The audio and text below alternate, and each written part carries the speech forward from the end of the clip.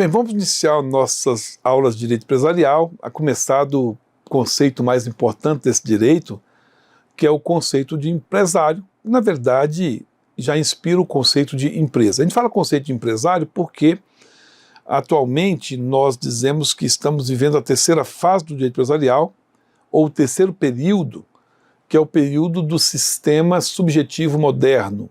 Subjetivo porque o direito empresarial ele é construído a partir de uma pessoa. E a partir dessa pessoa eu vou ter o objeto para o direito empresarial.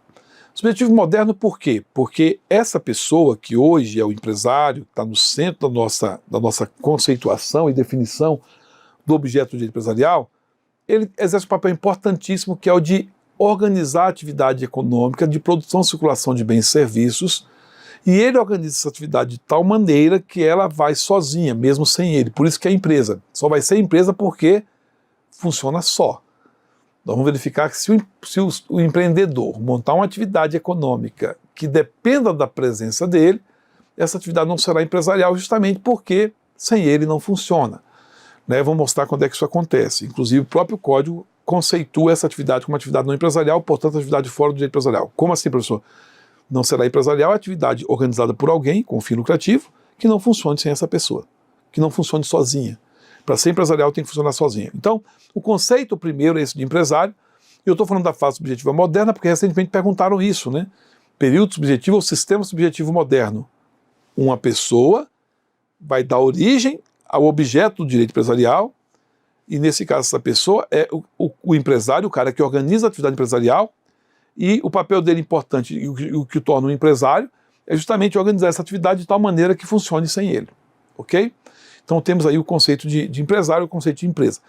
No sistema anterior, o sistema objetivo, que foi inaugurado com o Código Comercial de Napoleão em 1808, o comerciante tinha um papel secundário. Por quê? Porque a lei dizia ou trazia uma lista de atos que ela considerava atos de comércio. E comerciante era quem fizesse desses atos sua profissão habitual.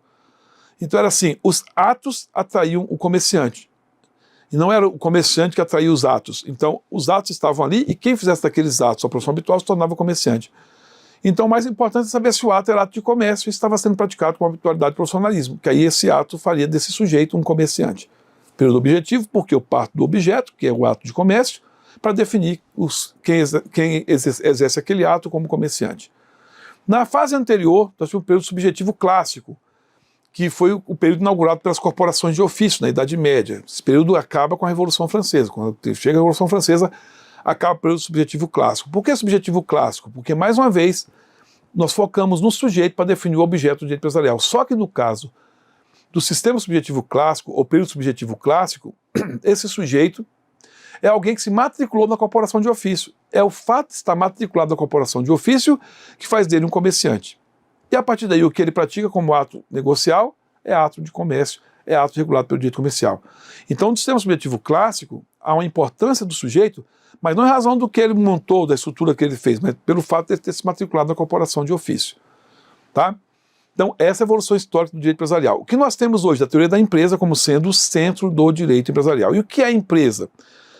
Primeiro a gente lembra que a teoria da empresa ela foi inaugurada em 1942 com um jurista legislador italiano, né, Alberto Aschini. Esse sujeito propôs, na mudança do Código Civil italiano, estava sendo discutido naquela época, né, 1942, ele propôs a adoção da teoria da empresa. O que foi que ele, na verdade, explicou, ele não inventou, ele explicou para os parlamentares italianos. Ele explicou que, se nós olharmos para todo o comércio ao nosso redor, toda a indústria, o que nós vamos encontrar? Uma atividade econômica, que é uma atividade com fins lucrativos, e que está produzindo, está resolvendo o problema da escassez, por isso que ela é econômica, né? Uma atividade econômica organizada para a produção ou a circulação de bens e serviços. Ele fala, olhem para essas empresas, olhem para as nossas indústrias, olhem para o nosso comércio e vejam se ali nós não temos uma estrutura montada, organizada, para produzir ou fazer circular bens e serviços. Aí, olhando para as empresas, tem. O dono está lá, nesse momento? Não, nesse momento não está, está tendo a guerra. Tem um dono da empresa ali, dono da padaria foi para a guerra. Pois é, ele foi para a guerra, mas a estrutura da padaria que ele montou funciona sem ele. E se você olhar para todo o comércio, toda a indústria, verificar que o sujeito que montou essa atividade, mesmo que inconscientemente, ele montou uma estrutura para funcionar sem ele. Não por preguiça, mas pelo fato de que aquela estrutura pode expandir, pode ir para muitos lugares do mundo, pode ter franquia, pode ter filiais, e ela pode ser reproduzida com a mesma qualidade, né, em outros lugares, pode produzir as mesmas coisas, no mesmo prazo, do mesmo jeito. Como eu disse, é replicada. Então, o empresário, o sujeito que monta a atividade econômica, sem perceber, ele já monta uma estrutura que vai funcionar sem ele. E aí tá, ele monta, essa estrutura ele chamou de empresa. E esse cara que montou a empresa é importantíssimo, porque nós não vamos ter essa atividade sem ter um cara que organize. Mas depois que ele organiza, vai sozinho. Ele é importantíssimo para organizar, e depois de organizar a atividade vai sem ele. Precisamos desse sujeito, é um sujeito muito importante, por isso que a gente começa um período subjetivo moderno. Esse cara está no centro do conceito, mas o que importa para a gente não é ele, é a atividade que ele montou. E que essa atividade se perpetue no tempo, mesmo sem ele. Então, Asquini estava dizendo assim, estamos numa guerra, vários donos de empresas estão na guerra, sócios estão na guerra, se esses sujeitos morrerem, mesmo que não estejam na guerra, estão em casa, uma bomba cai aqui, mata esse sujeito. Hoje, naquela época, 42, pelo nosso sistema legislativo, nós temos que vender tudo, pagar o que deve e dar o saldo para a família. Porque nós vinculamos essa atividade ao sujeito que exerce profissionalmente essa atividade, o comerciante. Se o comerciante morre, o comércio dele tem que ser extinto. Se um sócio morre, tem que extinguir a estrutura, entregar para a família do morto o quinhão dele e o quinhão para os demais sócios. Se os demais sócios quiserem continuar, que abram uma nova empresa, abram um novo comércio, uma nova indústria. Assim sugeriu, vamos regulamentar como objeto desse direito a estrutura que o cara montou, vamos chamar essa estrutura de empresa, e dizemos que essa empresa, uma vez montada, não é para nunca mais ela fechar. Continue ela com o filho, com o neto, com o bisneto, com os trabalhadores, o próprio Estado assume provisoriamente, mas não precisamos fechar empresas, porque nós não precisamos estar todo o tempo correndo o risco de um desabastecimento, de um desemprego, porque se a cada morte de dono de empresa eu tiver que fechar a empresa, eu crio um caos para a economia. Não precisa, porque olhem de novo, o comércio ao nosso redor funciona sem o dono. Então Asquini vem e diz, nós temos que colocar essa atividade, a empresa, como sendo o objeto do direito empresarial, e o empresário, que é quem exerce profissionalmente uma empresa, como o sujeito de direitos e obrigações a quem eu vou atribuir todas as responsabilidades e todos os benefícios criados, gerados pela atividade empresarial. O nosso artigo 966 do Código Civil, em 2002, pela primeira vez no Brasil, adotou a teoria da empresa ao considerar o titular da atividade econômica organizada um empresário e criar uma estrutura que essa empresa montada por ele pode funcionar sem ele. Como é que a gente pode mostrar isso aqui no mapa mental? Seria assim, gente, ó, vamos começar colocando o seguinte, aqui, eu tenho aqui o empresário, que é o cara que montou a atividade. Esse cara é o sujeito do direito empresarial. E eu tenho aqui a empresa, que é a atividade que ele montou, e essa empresa é o objeto do direito empresarial. E o que é a empresa? É uma atividade, está lá no conceito, né? A atividade econômica, ou seja, atividade com fim lucrativo, atividade econômica organizada para a produção ou circulação de bens e serviços.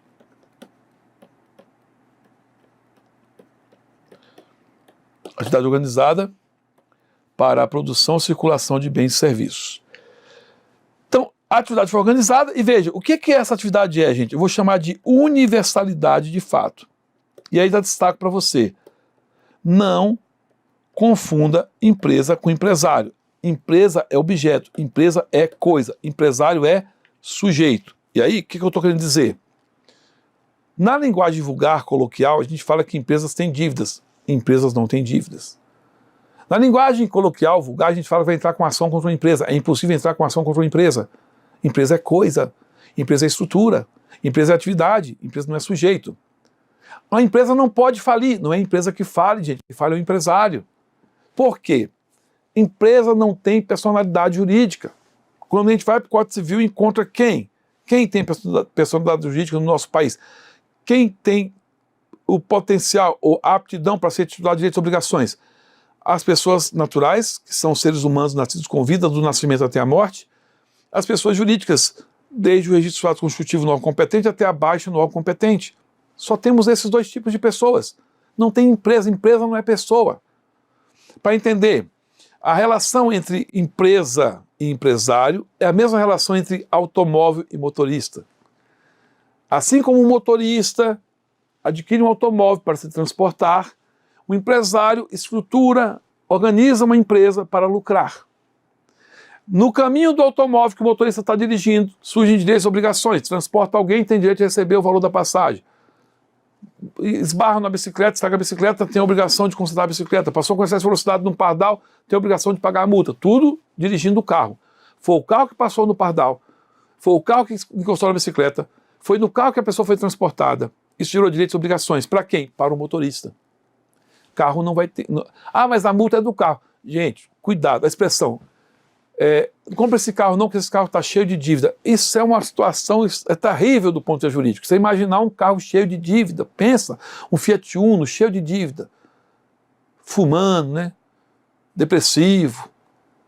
Pensa uma ação contra o carro, contra o Fiat Uno, chegando no fórum para audiência de conciliação, subindo a escada. Não tem como. É o motorista, é o sujeito que vai titularizar direitos e obrigações. Então, assim como a multa aplicada no carro, é a multa que vai ser vinculada ao CPF do motorista, a multa aplicada numa irregularidade da atividade empresarial vai recair sobre o empresário, sobre a pessoa. Então, na sua linguagem escrita e prova subjetiva, separe as coisas. Toda vez que você está falando de direitos e obrigações, mencione empresário ou sociedade empresária, porque a empresa não tem direitos e obrigações. Ela é coisa, ela é estrutura, é universalidade. A Askin deixou isso bem separado. E foi essa separação que salvou o direito empresarial. Porque o que ele fez?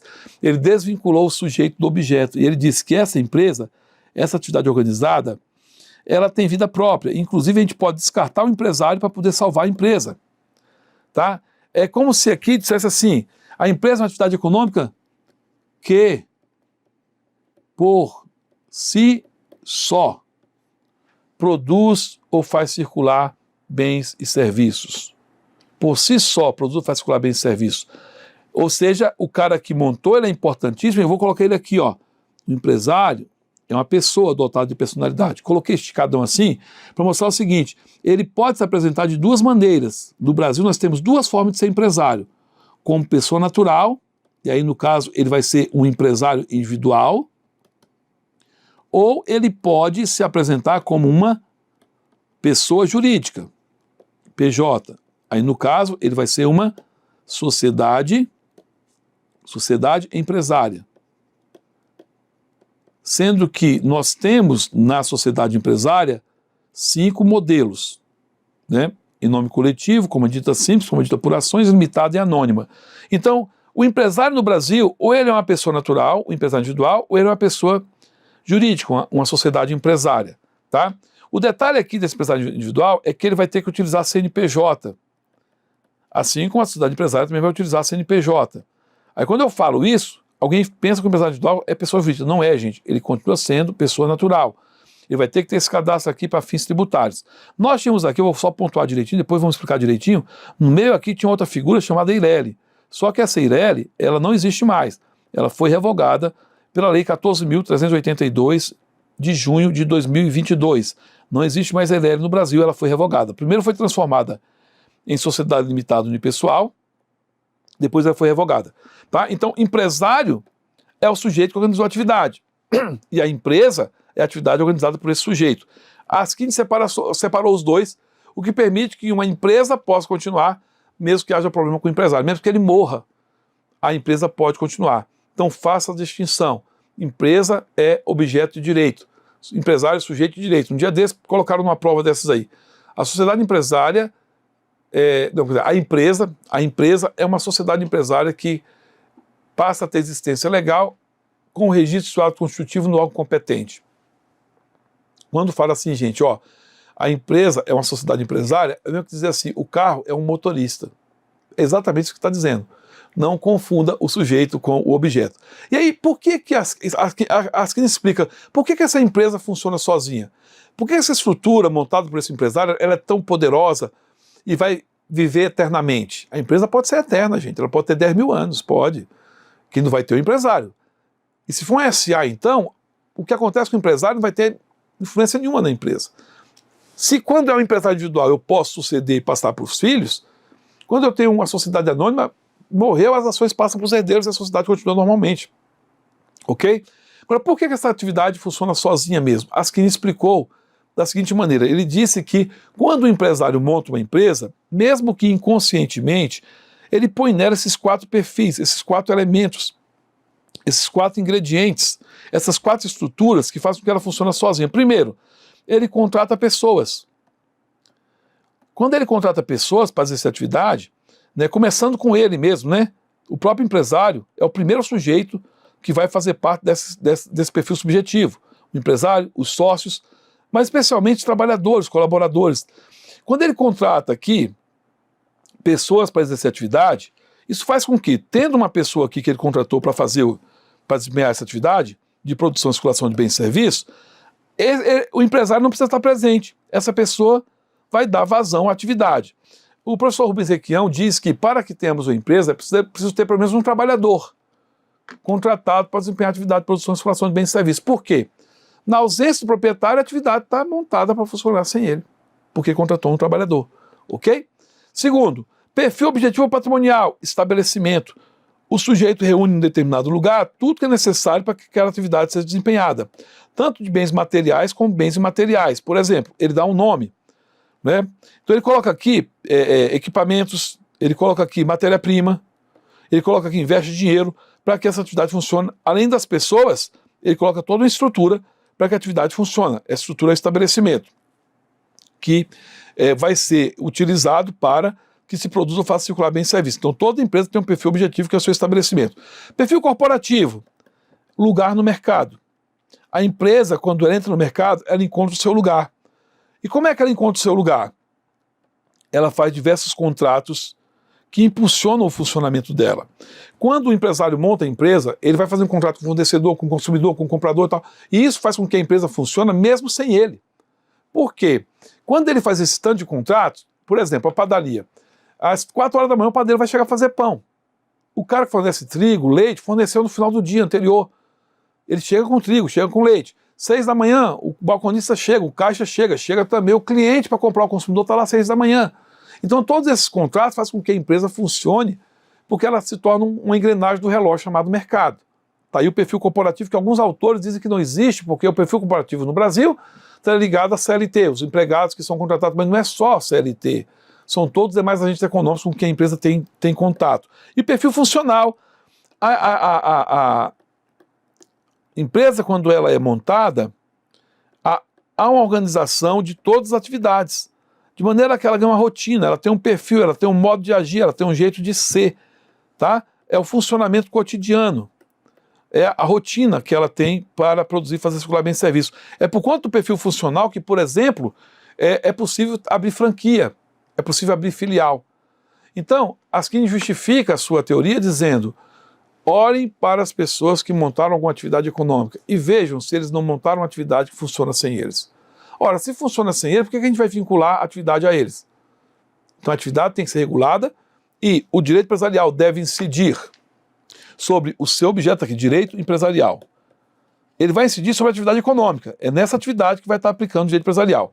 Ao aplicar o direito empresarial nessa atividade, eu vou gerar direitos e obrigações para quem? Direitos e obrigações para quem? Para o empresário, para o sujeito titular da atividade, ok? Aí na sequência aqui, o que nós temos para mostrar para os senhores? Nós tivemos em 2019 a publicação da Lei 13.874/2019, nominada Lei da Declaração de Direito da Liberdade Econômica. O que essa lei estabeleceu? Estabeleceu que na regulamentação das atividades econômicas, inclusive a empresarial, principalmente a empresarial, o Estado deve atuar para preservar a proteção à livre iniciativa e a proteção ao livre exercício da atividade econômica, ou seja, o Estado não vai se meter. Vai dar direito de toda pessoa que queira montar uma atividade possa montar, sem que ele crie embaraços. E a atuação do Estado deverá ser feita de maneira a respeitar os comandos constitucionais que determinam que a atividade empresarial não será desempenhada pelo Estado, mas sim pelo indivíduo. E a intenção aqui é que a legislação crie um ambiente de facilitação dessa atividade, um respeito ao que for pactuado entre os empresários e os seus clientes, entre empresários e empresários, assim por diante. E aí a lei estabelece, olha, a aplicação, o disposto nessa lei será observado na aplicação de quê? Na aplicação e na interpretação de quê? Do direito civil, empresarial, econômico, urbanístico, trabalho, nas relações jurídicas que se encontram no seu âmbito de aplicação e na ordem pública, inclusive no exercício das profissões, comércios comerciais, registro público, trânsito, transporte, proteção e meio ambiente. Ou seja, essas normas de abstenção do Estado, liberdade para o sujeito exercer sua atividade, com o mínimo de embaraço possível ou de exigências por parte do Estado, deverá ser aplicado em todos esses ramos do direito e também no exercício das atividades que estão mencionadas aqui e dos órgãos aqui mencionados, como, por exemplo, a junta comercial. Tá?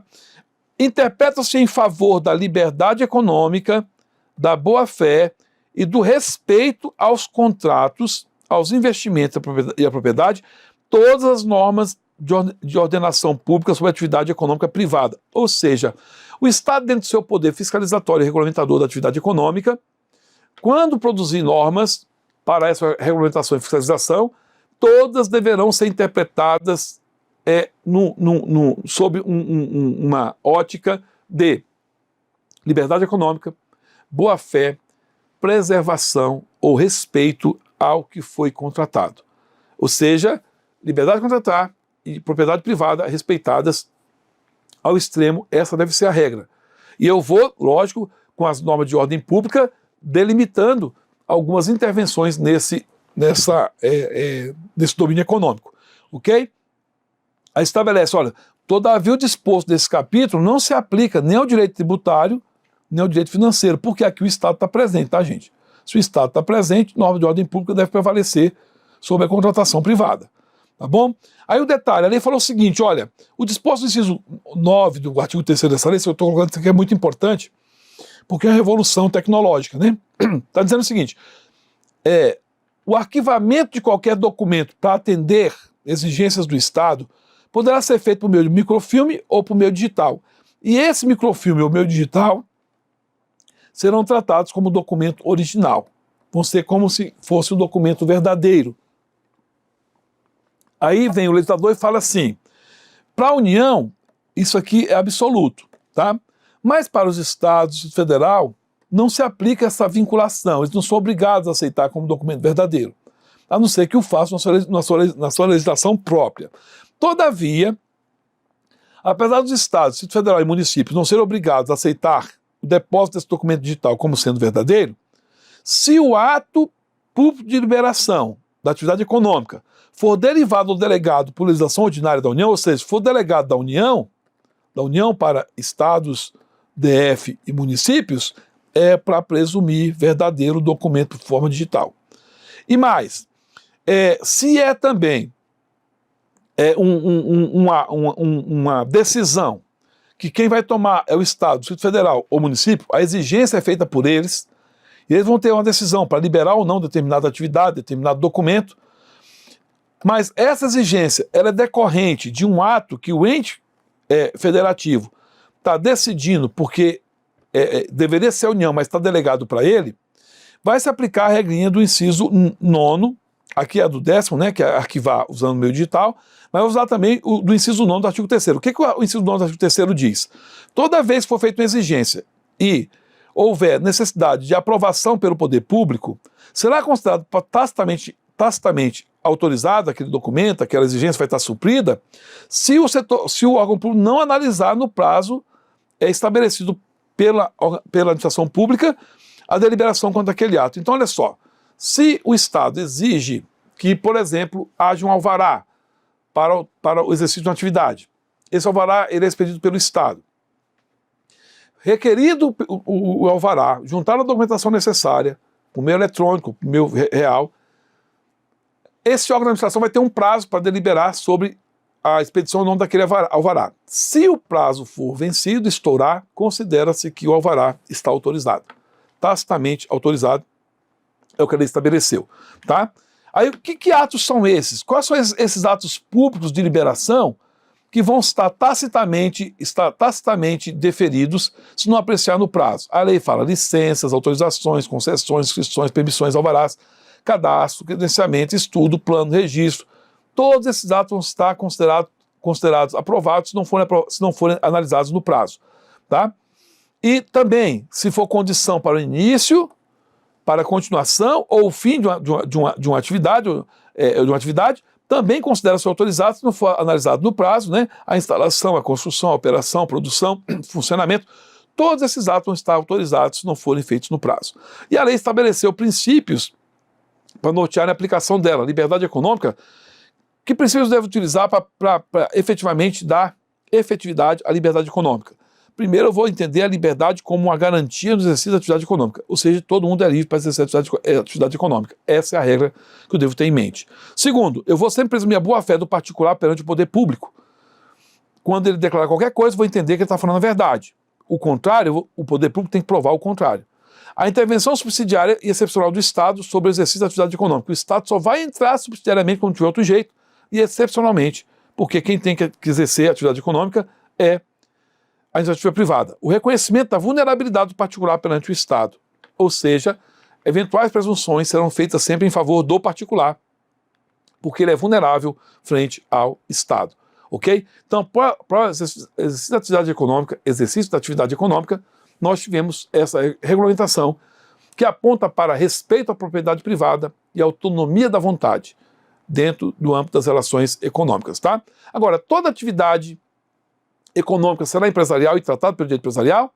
Não, nem toda atividade. O próprio artigo 966, que define que é um empresário, no parágrafo único diz, não se considera empresário. Quando fala não se considera empresário, isso quer dizer que esse sujeito será tratado no regime do direito civil. Aplica-se o Código Civil, direito civil, e não a legislação empresarial.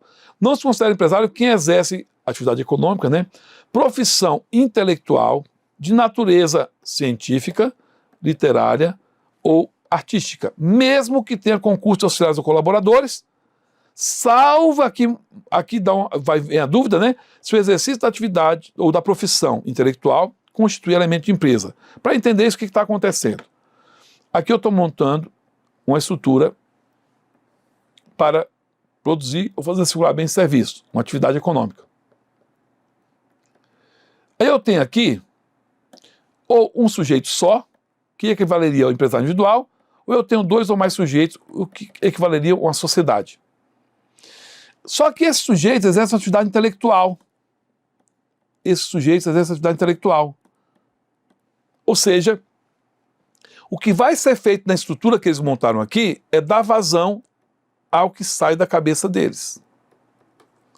Se eu montei uma estrutura para alguém que exerce atividade intelectual de natureza científica, literária ou artística, produzir ou fazer circular bens e serviços a partir do que sai da cabeça desses sujeitos, essa atividade não será empresarial, mesmo que ela tenha o concurso de auxiliares e colaboradores, mesmo que eu coloque pessoas aqui para auxiliarem. Para entender o que está acontecendo aqui, gente, vamos imaginar uma atividade intelectual. Dois sujeitos montam uma clínica veterinária. Os dois são veterinários. Montam a estrutura toda ali de auxiliares para o trabalho deles, mas só vão ter atividade de veterinária e só eles atendem. Aquela estrutura montada vai servir para funcionar sem eles? No dia que eles não vão, dá para atender algum animal, algum pet? De jeito nenhum. Então eles montaram uma estrutura que depende deles, então essa atividade não é empresarial. Porque se eles não estão ali, a estrutura não funciona. Como é que eles fazem para tornar essa estrutura uma atividade empresarial? O final do parágrafo diz assim, salvo se o exercício da profissão constituir elemento de empresa. O que ele pode fazer para que a profissão intelectual veterinária constitua elemento de empresa? Duas coisas. Número um, eles podem contratar aqui um veterinário empregado que vai atender os animais aqui vai atender os pets direitinho, de maneira que quando eles não estiverem lá, ainda assim a atividade pode funcionar sem eles. Essa é uma forma da atividade intelectual tornar-se elemento de empresa. Outra forma, caiu um concurso recentemente, eles montaram a atividade aqui para veterinária. Só que aí os clientes foram pedindo, não pode dar banho neles aqui não? Aí começaram a dar banho. Não pode vender medicamentos aqui também não para eles? Vender medicamento. Não pode vender ração para eles? Vender ração. Não pode colocar um hotel para eles ficarem aqui quando a gente viajar? E aí vai colocando atividade, mais outra atividade, mais outra atividade, mais outra atividade. Aí a lei fala o seguinte, se a atividade veterinária for só um elemento de empresa, ou seja, dentre várias outras atividades, você tem também a atividade veterinária, isso quer dizer que o dia que o veterinário não for, a atividade continua funcionando com banho, tosa, medicamento, ração, hotel. Então eu coloquei atividades aqui que não precisam do dono. Quando eu coloco essas atividades aqui, a atividade veterinária se torna só mais um elemento de empresa, dentre vários outros elementos, aí essa atividade que é não empresarial, torna-se empresarial, e eu passo a aplicar o direito empresarial. Tá bom? Então, quando é que vai ser não empresarial, gente? Para ficar bem fácil. Tirando o cara que organizou a atividade, não continua sem ele. Se continuar sem ele, é empresarial, e a atividade dele intelectual é só um elemento de empresa. Se não continuar sem ele, a atividade que ele montou, se não continuar sem ele, aquela atividade não empresarial tratada pelo direito civil. Sistematizando, o nosso código estabeleceu o seguinte, quem são os caras que exercem atividade não empresarial? Os profissionais liberais ou autônomos, porque eles não funcionam, a atividade que eles montam não funciona sem eles. Sociedade simples, por quê? Porque o sócio exerce atividade intelectual e essa atividade não é elemento de empresa. As cooperativas por equiparação, 982 parágrafo único fala que a sociedade cooperativa equipara a sociedade simples. Quer dizer o seguinte, gente, não empresarial, tratado pelo direito civil, não vai ser tratado pelo direito empresarial, tá bom? A advocacia expressa proibição no artigo 16 da Lei 8.906 de 1994. O Estatuto do OAB proíbe que o advogado adote a forma empresarial. Além delas, a atividade rural, gente, é a única, juntamente com a futebolística, únicas atividades do Brasil que se tornam empresariais com registro na junta comercial. Diz a lei que se a atividade rural não tem registro algum ou está registrada em cartório, ela é atividade não empresarial tratada pelo direito civil. A associação que desenvolve atividade futebolística em caráter habitual e profissional, registrada em cartório, também não é atividade empresarial. Mas eu coloquei as duas aqui para destacar o seguinte, ambas, uma vez registradas na junta comercial, passam a ser empresárias, tá? Passam a ser empresárias e o efeito será ex nunc, do registro em diante são empresárias, tá bom? No caso da associação futebolística, a autorização para isso veio na Lei 14.193 de 2021, que no artigo 35 diz que era para aplicar a mesma regra do 971, que é do rural, que se inscrever na junta comercial se torna empresarial, essa regra é para aplicar também para atividade futebolística, sendo que a lei falou que se futebol vai ter que adotar a forma de sociedade anônima, sociedade anônima futebolística, SAF, tá? Registrado na junta passa a ser empresarial. Aí só para fechar aqui, a sociedade simples, que é a maneira mais comum de se exercer atividade no empresarial, porque eu tenho sócios aqui que exercem atividade intelectual, né? Ela tem o regime jurídico do artigo 997 ao 1038 do Código Civil, ela tem liberdade para definir se o sócio responde ou não responde e como responde. Por conta disso, ela pode adotar qualquer forma de modelo da sociedade empresária, mas continua sendo uma SS, sociedade simples. Quando fala adotar modelo da empresária, dizer o seguinte, SS limitada, eu estou adotando o modelo da limitada, para dizer o quê? Que nessa sociedade, esses sócios respondem igual ao sócio da limitada. A limitada é uma sociedade empresarial que está sendo adotada aqui por força da escolha feita pela sociedade simples, tá? O regime jurídico geral da sociedade, o regime jurídico da sociedade simples, 997 a 1038, é considerado o regime jurídico geral da sociedade de pessoas, porque na sociedade simples só pode ter pessoa natural. Só pode ser administrado por pessoa natural, inclusive, também. Submete-se à insolvência civil e não à falência. Por quê? Porque não se aplica a ela o direito empresarial. Com isso, fechamos aqui nossa primeira aula. Vamos estar continuando com o nosso direito empresarial. Valeu, gente.